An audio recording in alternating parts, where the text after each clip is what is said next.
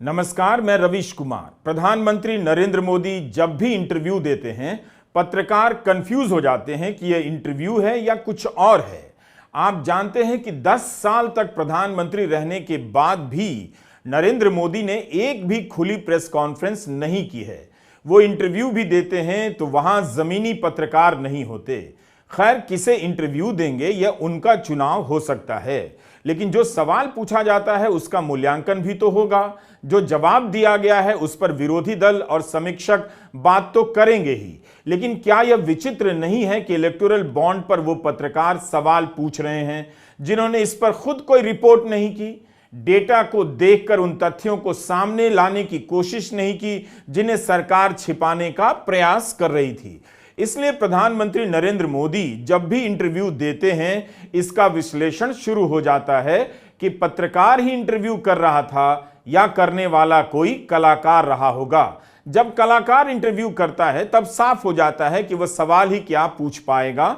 सवाल पूछने की उसकी ट्रेनिंग नहीं है। लेकिन जब पत्रकार इंटरव्यू करता है तब आजकल लोग यह भी देखने लगे हैं कि पत्रकार कलाकारी कर रहा है या पत्रकारिता कर रहा है। एक ही प्रार्थना करता हूं कि पत्रकारिता की कक्षा में प्रधानमंत्री नरेंद्र मोदी का इंटरव्यू नहीं पढ़ाया जाना चाहिए, वरना 18-19 साल का एक छात्र समझ नहीं पाएगा कि वह किस पर शर्मिंदा हो रहा है।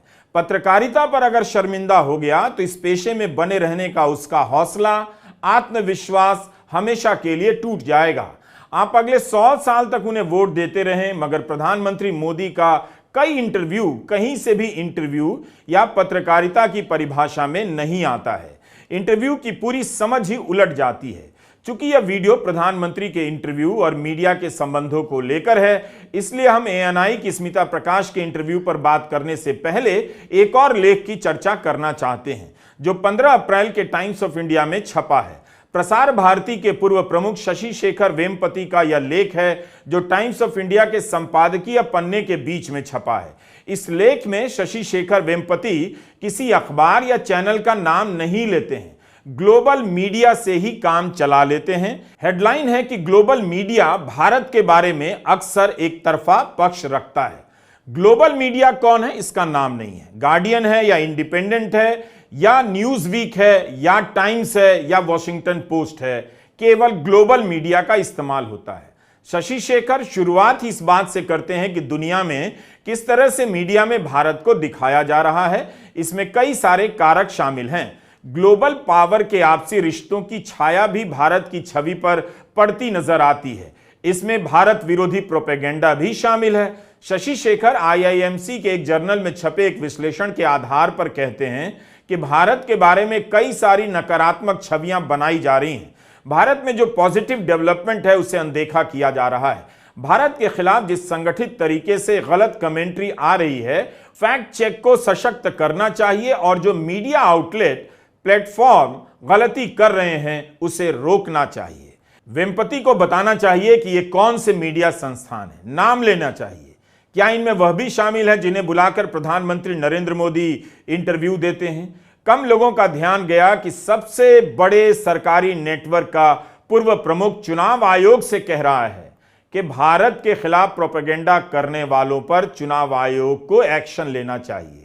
यही नहीं, आज ही ट्विटर पर चर्चा चल रही थी कि आयरलैंड के अखबार में भारत को लेकर संपादकीय छपा है जिसके बारे में वहां के राजदूत अखिलेश मिश्रा ने लंबा चौड़ा पत्र जारी कर दिया है।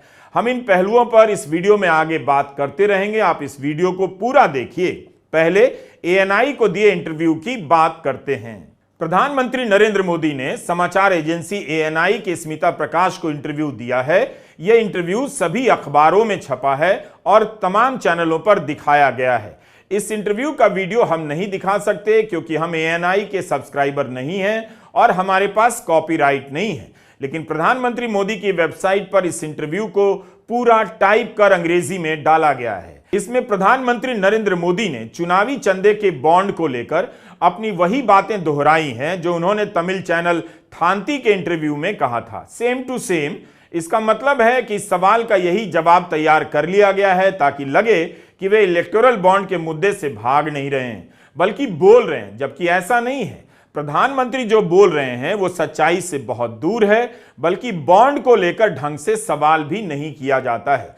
प्रधानमंत्री नरेंद्र मोदी इलेक्टोरल बॉन्ड के सवाल के जवाब में कहते हैं, और मैं उनके जवाब को पढ़ रहा हूं, वे कहते हैं कि मैं चाहता था कि हम कुछ कोशिश करें कि इस काले धन से हमारे चुनाव को कैसे मुक्ति दें, ट्रांसपेरेंसी कैसे आए। एक प्रामाणिक पवित्र विचार मेरे मन में था, रास्ते खोज रहे थे, एक छोटा सा रास्ता मिला, वही पूर्ण है, ऐसा हमने उस समय भी क्लेम नहीं किया। पार्लियामेंट में डिबेट में सबने उसको सराहा भी। आज जो लोग उलट पलट बोल रहे हैं उन्होंने सराहा था। पार्लियामेंट डिबेट देख लीजिए। इलेक्टोरल बॉन्ड को प्रधानमंत्री पवित्र विचार कह रहे हैं, यह भी गजब है। वे संसद की बहस दिखाना चाहते हैं। कम से कम सुप्रीम कोर्ट ने जो कहा वह भी देख लेते और उसकी बात कर लेते। विचार पवित्र हो सकता है, मगर कानून जिस तरह से बनाया गया उसमें पारदर्शिता नहीं थी। इसी आधार पर वह कानून रद्द कर दिया गया।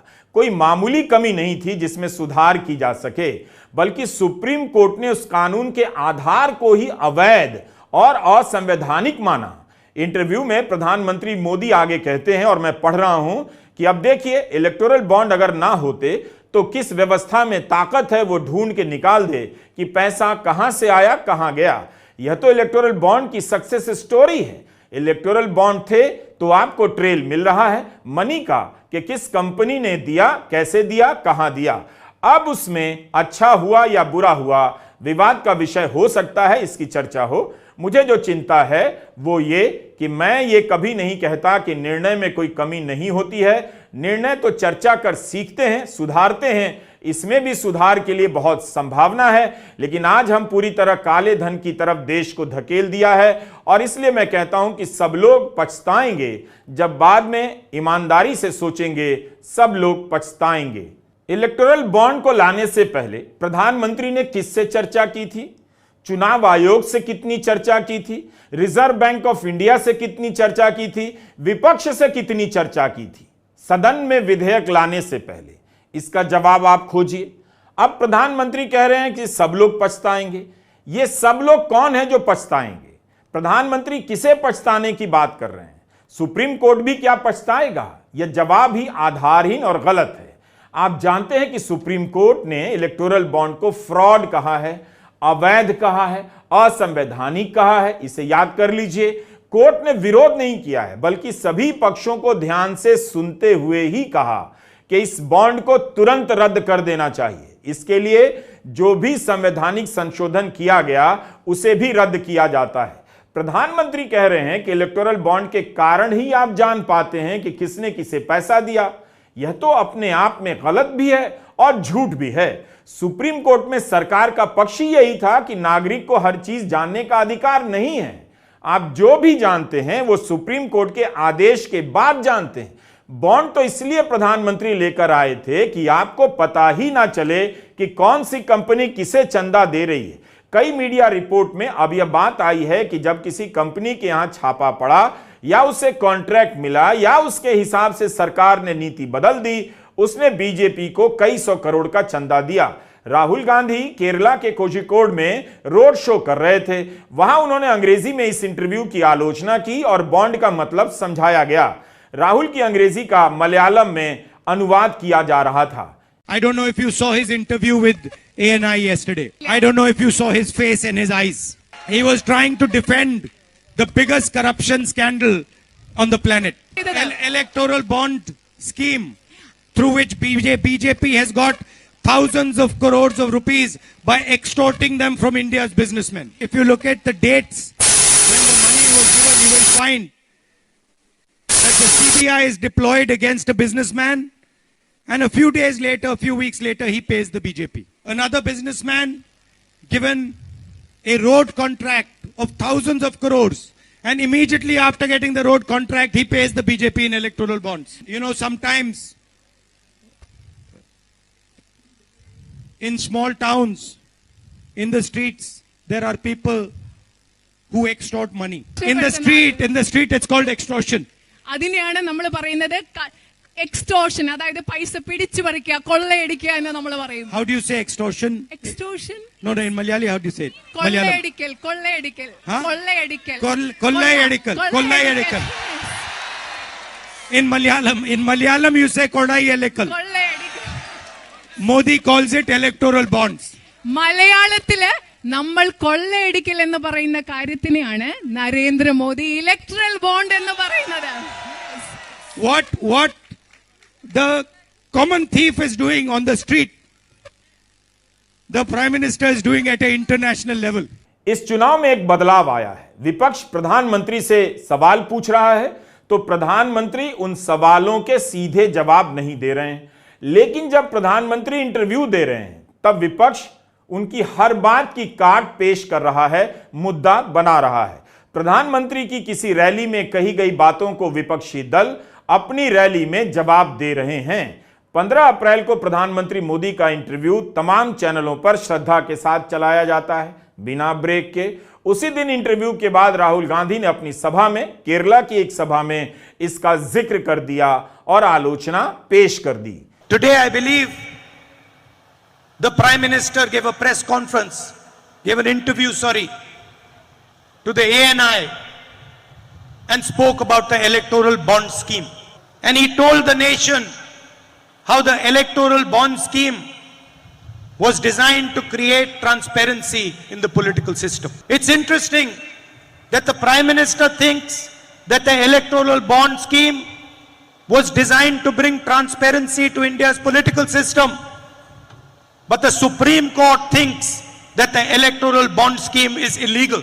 It is also interesting to me that the Prime Minister and the government did everything possible to stop the names of the companies that donated money to the BJP from coming out, and did everything possible to stop the dates on which that money was donated from coming out. I am going to show you just now why the Prime Minister and the government didn't want the names of the companies and the dates to be available to India's public. प्रधानमंत्री नरेंद्र मोदी ने ANI को कई बार interview दिया है। अगर आप उन interview के बारे में जानना चाहते हैं तो 12 अप्रैल 2024 को न्यूज लॉन्ड्री की वेबसाइट पर शिवनारायण राजपुरोहित ने एएनआई को लेकर जो लंबा लेख लिखा है उसे जरूर पढ़िए। शिवनारायण राजपुरोहित ने दिखाया है कि 2014 के बाद से इस समाचार एजेंसी की भूमिका किस तरह से बदलती है। मोदी के भारत में सरकार के हर काम तक एएनआई की पहुंच अद्वितीय है। यह एकमात्र निजी मीडिया हाउस था जिसे जनवरी में राम मंदिर की प्रतिष्ठा के दौरान उसके गर्भगृह में प्रवेश की अनुमति दी गई। यह एकमात्र गैर सरकारी मीडिया हाउस है जो मोदी के विदेश दौरों को नियमित रूप से कवर करता है। आपको यह लेख पढ़ना चाहिए। एएनआई का इंटरव्यू 78 मिनट का है। 54 मिनट बीत जाने के बाद इलेक्टोरल बॉन्ड का सवाल आता है। स्मिता प्रकाश ने राहुल गांधी और अन्य बातों का हवाला देते हुए इस बारे में सवाल किया। आप जानते हैं कि राहुल गांधी जो भी बोल रहे हैं इस विषय पर, उसमें उन पत्रकारों का काम, उनकी मेहनत शामिल है जिन्होंने इलेक्टोरल बॉन्ड की रिपोर्टिंग की है, और इनमें से कोई भी पत्रकार मेन स्ट्रीम मीडिया का नहीं है, और यह रिपोर्ट गोदी मीडिया के किसी चैनल या अखबार ने नहीं की। या आप यह भी कह सकते हैं कि राहुल गांधी इलेक्टोरल बॉन्ड पर जो भी बोलते हैं उसमें इन पत्रकारों की रिपोर्ट का योगदान है, जैसे reporters collective, article 14, news laundry, news minute, the wire, scroll, Indian express, Quint और पूनम अग्रवाल, नितिन सेठी जैसे पत्रकार। हमने इस विषय को जनता के बीच लाने वाले कई बार पत्रकारों के नाम बताए हैं और उनकी तस्वीरें अपने वीडियो में दिखाई है। लेकिन एएनआई की स्मिता प्रकाश जब इलेक्टोरल बॉन्ड को लेकर सवाल करती हैं तो राहुल गांधी और विपक्ष के हवाले से पूछती हैं। स्मिता प्रकाश का सवाल मैं शब्दशः पढ़ रहा हूं। मोदी जी, मैं डोमेस्टिक पॉलिटिक्स पे वापस आती हूं। एक सवाल है इलेक्टोरल बॉन्ड्स के बारे में। राहुल गांधी जो हैं वो हर भाषण में कहते हैं और विपक्ष के नेता भी कहते हैं कि इसमें धांधली हुई है। आपकी पार्टी के लोग भी कहते हैं कि अगर गलती है, अगर इसमें कोई गुंजाइश है सुधार की तो वो कर सकते हैं। क्या यह गलत फैसला था इलेक्टोरल बॉन्ड्स का? विपक्ष तुरंत ही इस इंटरव्यू के बाद आक्रामक हो गया। तृणमूल कांग्रेस के सांसद डेरेक ओब्रायन ने लंबे चौड़े तथ्यों के साथ ट्वीट किया और बताया कि कैसे प्रधानमंत्री का जवाब इलेक्टोरल बॉन्ड के मुद्दे पर सही नहीं है, गलत है। उन्होंने प्रधानमंत्री के जवाब को लेकर अपनी तरफ से कई तथ्यों को रखा। क्या किसी मीडिया ने या अखबार ने डेरेक ओब्रायन के फैक्ट चेक को छापा होगा? शायद नहीं। कांग्रेस प्रवक्ता सुप्रिया श्रीनेत ने भी तुरंत अपना वीडियो बयान जारी कर दिया। प्रधानमंत्री जी, बिना पलक झपकाए आप इलेक्टोरल बॉन्ड पे बात कर रहे हैं। इलेक्टोरल बॉन्ड पे आपके गोरख धंधे की कलई इस देश के उच्चतम न्यायालय ने खोली है कि कैसे चंदा दो और धंधा लो और वसूली रैकेट आप चला रहे थे। क्रमवार तरीके से नाम और डेट के साथ यह स्पष्ट हो चुका है कि जब आपको कोई चंदा देता था तो उसको बड़े बड़े कॉन्ट्रैक्ट मिलते थे, आप कट ले रहे थे। यह भी साफ हो चुका है कि अपनी सीबीआई, ईडी, इनकम टैक्स से आप उस हर जगह छापा डालवाते थे जहां पर बाद में या तो कार्रवाई स्थगित हो जाती थी, कोई अप्रूवर बन जाता था। तो ये वसूली रैकेट, ये एक्सटॉर्शन रैकेट आप चला रहे थे। इस पर से पर्दा हट चुका है, इसका पर्दाफाश हो चुका है। लोग आपके भ्रष्टाचार की वॉशिंग मशीन से वाकिफ हैं। तो प्लीज इस तरह की बातें मत करिए। आपके इन जुमलों में 2014 में लोग आ जाते, अब थोड़ी कोई काले धन की आपकी बात मानेगा। काला धन, काला धन, अरे काला धन तो आप लाने वाले थे, 15 लाख बैंक अकाउंट में डालने वाले थे। कहां डाले आपने वो सब पैसे? अगले इंटरव्यू में मणिपुर पर बात जरूर करिएगा, नौकरियों पर बात जरूर करिएगा, महंगाई पर अपना मुंह जरूर खोलिएगा। अन्यथा इंटरव्यू देने का क्या फायदा? इलेक्शन रैली में तो बड़ी बड़ी फेंकते ही हैं आप। एएनआई से पहले प्रधानमंत्री मोदी ने न्यूज वीक को इंटरव्यू दिया। इस इंटरव्यू में न्यूज वीक की तरफ से 3 लोग शामिल हुए, 2 संपादक स्तर के पत्रकार और एक सीईओ। इंटरव्यू के बाद न्यूज वीक एक डिस्क्लेमर भी लगाता है ताकि बाद में कोई विवाद ना हो और पाठक को कोई कंफ्यूजन ना हो। अपनी तरफ से साफ साफ लिख देता है कि न्यूज वीक ने प्रधानमंत्री मोदी को लिखित सवाल भेजा और उसके बाद 90 मिनट तक अपने आधिकारिक आवास पर न्यूज वीक की टीम से बातचीत हुई, लेकिन इसे इंटरव्यू के शक्ल में नहीं छापा गया।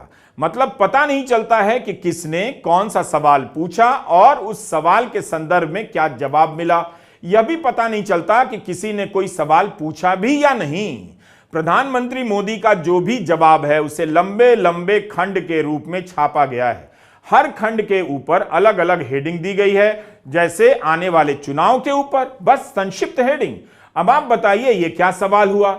यह सवाल है या नहीं, इस पर भी बात कीजिए। दूसरी हेडिंग है लोकतंत्र और आजाद प्रेस के बारे में। पता ही नहीं चलता कि सवाल में कोई उदाहरण दिया गया या नहीं। इसके बाद जब प्रधानमंत्री जवाब देते हैं तब 1200 साल पहले के तमिलनाडु में चले जाते हैं। इस इंटरव्यू को लेकर भी खूब आलोचना हुई। फाइनेंशियल टाइम्स के संपादक ने और गार्डियन की पत्रकार ने लिखा कि यह मोदी का प्रेस रिलीज है, इंटरव्यू नहीं। यह भी कहा कि यह स्टेनोग्राफी है और अगर किसी नेता को इंटरव्यू करने की शर्त यह है कि उसे चुनौती नहीं दी जाए, काउंटर सवाल नहीं पूछा जाए, तो पत्रकार को ऐसी शर्त नहीं माननी चाहिए। क्या वाकई ऐसा इंटरव्यू होता है कि आप सवाल के बाद काउंटर सवाल ना पूछें और अपने इंटरव्यू में जो सवाल पूछा गया है सवाल के बारे में ना लिखें? इस तरह के इंटरव्यू पर कोई भी सवाल कर सकता है, तो क्या यह भारत विरोधी प्रोपेगेंडा है? ठीक इसी तरह का इंटरव्यू प्रधानमंत्री ने पिछले साल जून में वॉल स्ट्रीट जर्नल को दिया। उसमें भी 3 पत्रकार गए। जब इंटरव्यू छपा तो कोई सवाल ही नहीं मिला। पता ही नहीं चला कि किस पत्रकार ने कौन सा सवाल पूछा था। वॉल स्ट्रीट जर्नल ने भी न्यूज वीक की तरह शुरू में ही एक टिप्पणी की, इशारे में ही समझा दिया। इसे देखकर कोई भी शर्मिंदा हो सकता है। लिखा था कि प्रधानमंत्री मोदी भाषण तो बहुत देते हैं लेकिन प्रेस कॉन्फ्रेंस और इंटरव्यू कम देते हैं। उन्होंने हमसे बात की है। आप इस इंटरव्यू को देखिए, इसके स्वरूप को देखिए, लगेगा कि किसी ने टाइप करके दे दिया है। किसी सवाल का पता नहीं चलता, जवाब से ही पता नहीं चलता कि अखबार का कौन सा सवाल है। अगर यह इंटरव्यू है तो फिर यह क्यों लिखा है कि Modi said in a statement, यानी मोदी ने अपने बयान में कहा है कि भारत में बहुलतावाद का जश्न मनाया जाता है। अब कोई पाठक तय नहीं कर पाएगा कि यह बयान इंटरव्यू का हिस्सा था या बाहर के किसी बयान को इस लेख में जोड़ दिया गया। जाहिर है जब यह सब होगा तो लोग सवाल करेंगे। न्यूयॉर्क टाइम्स की अपनी कई समस्याएं हैं, उसे भी बताना जरूरी है। गजा की रिपोर्टिंग को लेकर इस अखबार ने कई ऐसे काम किए हैं जिसे लेकर गंभीर सवाल उठे हैं और इसकी आलोचना हुई है। यह इसलिए बता रहा हूं कि इन अखबारों के बारे में बात करते हुए इनके रिकॉर्ड को भी ध्यान में रखना चाहिए।